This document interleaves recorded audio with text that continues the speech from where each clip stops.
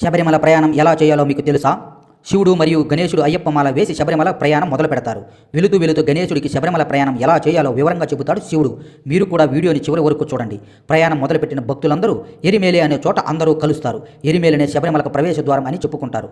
అక్కడే అయ్యప్ప స్వామి మిత్రుడైన వామరస్వామి మసీదు ఉంది. వెళ్ళిన భక్తులందరూ వామరస్వామికి నమస్కరించి విభూతి తీసుకుంటారు. ఈ ఎరిమేలిలోని అతి ముఖ్యమైన ఘట్టమైన కట్టేతులే అనే కార్యక్రమం జరుగుతుంది. భక్తులందరూ మసీదులో ఉండే బాధలన్నీ పోయే వరకు నాట్యం చేస్తూ భజనలు చేస్తారు. కట్టేతులే ముగిశాక కన్యస్వాములు ఒక కర్ర ముక్క, ఒక నల్లటి దారాన్ని ఇస్తారు. ఇది చాలా ముఖ్యమైన కర్ర ముక్క. ఆ తరువాత స్వాములు అక్కడ నుండి ప్రయాణం సాగిస్తూ పెరుగుతోడు కట్టేపాడు అనే ప్రదేశాన్ని దాటి కల్లే కట్టే అనే ప్రదేశానికి వస్తారు. ఇదిగో ఈ ప్రదేశంలోనే అయ్యప్ప మహేషి అనే రాక్షసిని చంపాడు గణేశ. మహేషిని చంపిన తర్వాత ఇక్కడకు నేను నంది మీద వచ్చినప్పుడు నేను ఇక్కడే నందిని ఈ చెట్టుకు కట్టేశాను.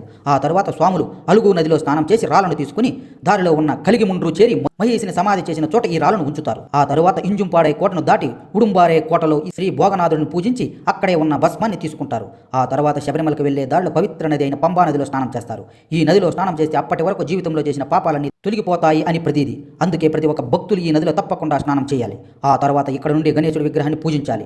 ఆ తర్వాత శబరిమల కొండపైకి యాత్ర ప్రారంభిస్తారు. అప్పాజీ మెట్లు దాటి నీలిమర చేరుకుంటారు. ఆ తర్వాత శబరిపీఠాన్ని దాటి మహేషి కోసమే సరుంపతి అనే చోట ఉన్న పెద్ద మర్రి చెట్టుకు కన్యస్వాములు తీసుకొచ్చిన కర్ర ముక్కను గుచ్చి అలాగే నల్లటి దారాన్ని ఆ చెట్టుకు కడుతారు.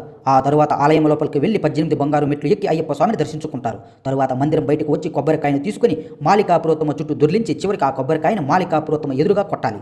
ఆ తర్వాత ప్రసాదాన్ని తిని వెనక్కి బయలుదేరాలి. వెనక్కి వెళ్లే సమయంలో మళ్ళీ పంబా నదిలో స్నానం చేయాలి. ఆ తర్వాత ఇంటికి వెళ్లి గురుస్వామి సమక్షంలో మాలలు తీసివేయాలి. వీడియో నచ్చినట్లయితే స్వామియే శరణమయ్యప్ప అని కామెంట్ చేయండి.